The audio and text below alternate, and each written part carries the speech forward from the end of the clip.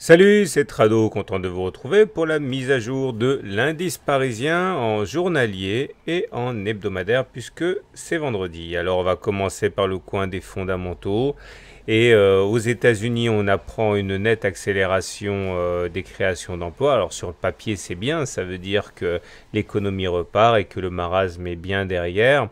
Mais ça veut dire aussi que d'ici juin, il devrait y avoir une augmentation des taux d'intérêt de la Fed qui va sans doute resserrer le crédit. Et ça, forcément, ça n'augure pas de la satisfaction de tous les intervenants parce qu'une augmentation des taux d'intérêt, c'est pas non plus ce qu'il y a de plus favorable aux entreprises, hein. C'est pour ça que l'accueil est assez mitigé.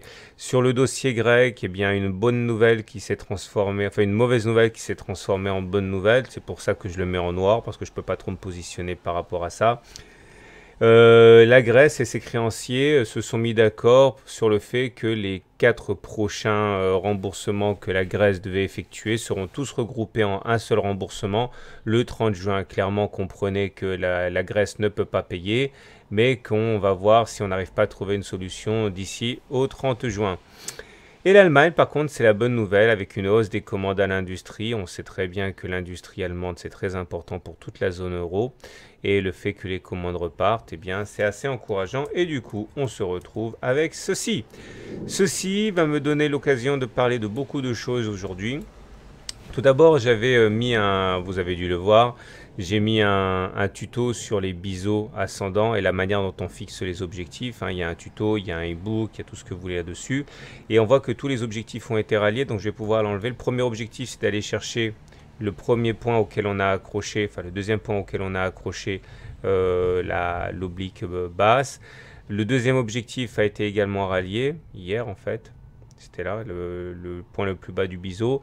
Et la dernière façon de fixer l'objectif, c'est de prendre la hauteur totale de la figure. C'est-à-dire, vous prenez le point le plus haut, vous prenez le point le plus bas, vous prenez la hauteur, vous reportez ça en dessous du point de cassure. Bon, on n'y est pas encore exactement en fait, hein. Il reste encore, on va dire 4870, mais je vais quand même me débarrasser de la figure parce qu'on a atteint 2 objectifs sur 3. Et bon, on gardera en tête toute manière 4870 pour la suite. Moi, ce qui m'intéresse maintenant, surtout, c'est de regarder un petit peu plus bas, regarder une autre figure, la figure d'élargissement là, que je regardais depuis plusieurs semaines. Voilà, c'est les deux obliques qui montent mais qui divergent pour le coup. Alors c'est pas très clair mais ça diverge bien. Et on sait très bien que le biseau ascendant, comme la figure d'élargissement ascendante, se cache généralement par le bas. Ça a été chose faite. Et le premier objectif a été touché, hein. C'est tous les points en fait auxquels on accroche l'oblique basse, hein. Le premier point a été touché aujourd'hui, vous voyez. Ça a été fait. Vous remarquez également que la Bollinger inférieure a encore joué parfaitement son rôle de support, comme hier, ici et là. Et ça m'amène au tuto du jour. Alors le tuto du jour, c'est quelque chose que j'affectionne et que vous savez dont vous savez que ça fonctionne très bien. C'est la fourchette d'Andrews. J'en parle parce que ça nous a été utile encore aujourd'hui. Vous prenez 3 points extrêmes successifs, par exemple un plus bas, un plus haut, un plus bas. La figure va se tracer tout seul avec 2 obliques à l'extérieur et ce qu'on appelle la médiane au milieu.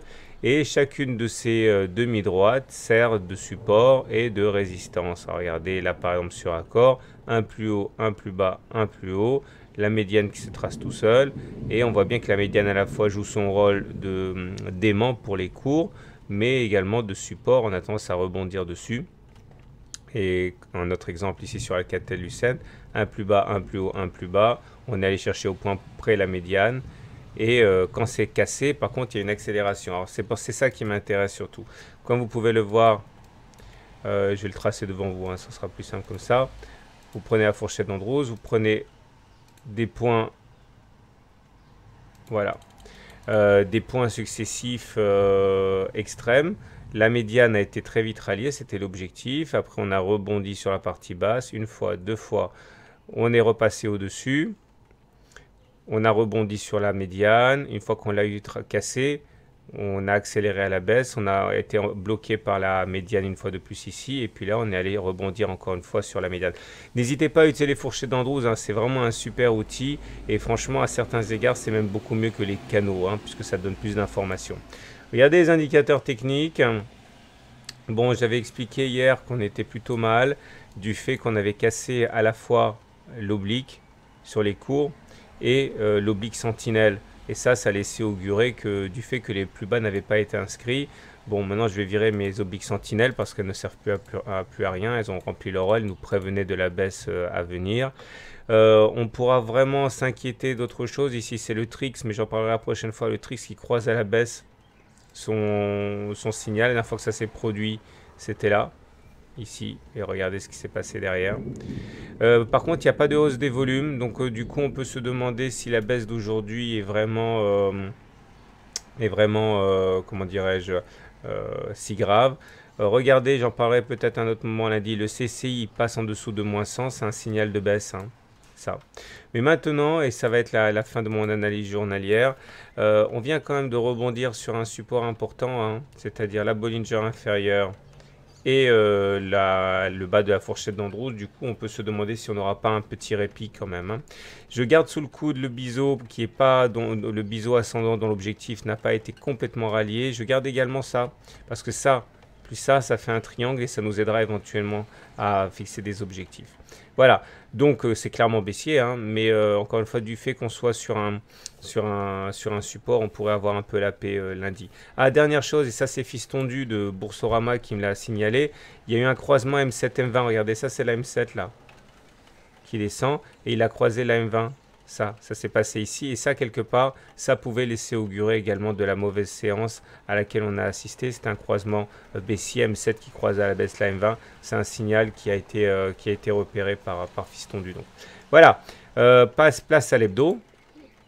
Et là, à ce niveau, j'ai pas grand-chose à dire de plus que la dernière fois. J'avais expliqué dans ma vidéo de la semaine dernière qu'il y avait la fameuse loi du retour à la M20 qui devait jouer.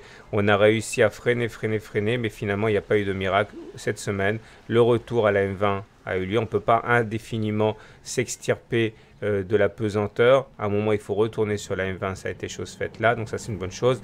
Par contre, la tendance Ishimoku est toujours haussière puisqu'on est au-dessus du nuage. On a par contre, et là c'est un peu inquiétant, en termes de théorie de dos, des craintes à avoir. Parce que regardez, lorsque les pics sont ascendants et que les creux sont ascendants, on est en tendance haussière. Lorsque les pics sont descendants et que les creux sont descendants, on est en tendance baissière. Là, on est repassé en tendance haussière.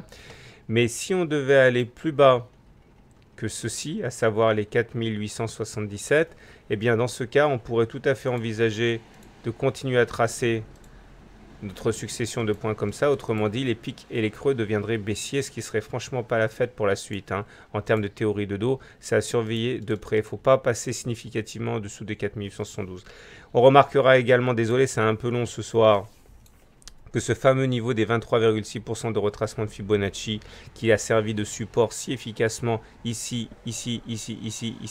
et bien finalement a lâché. Ça veut dire que du coup, la voie vers les 38,2% de retracement de Fibonacci à 4815 est bien ouverte. Voilà ce qu'on pouvait dire. Je terminerai rapidement avec le mensuel, parce que même si on n'est que le 5, c'est bien d'avoir ça en tête. Je vous rappelle qu'on est coincé par cette oblique descendante, là sur laquelle on s'est cassé le nez encore il y a 3 mois.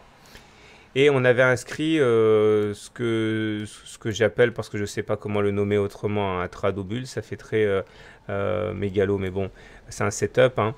Lorsque vous avez une clôture, une bougie qui est au-dessus de la Bollinger supérieure sans la toucher, eh bien, selon le système tradobule, et normalement, on va chercher la M7. Donc, ça, je vous l'avais signalé en temps réel il y a 2 mois.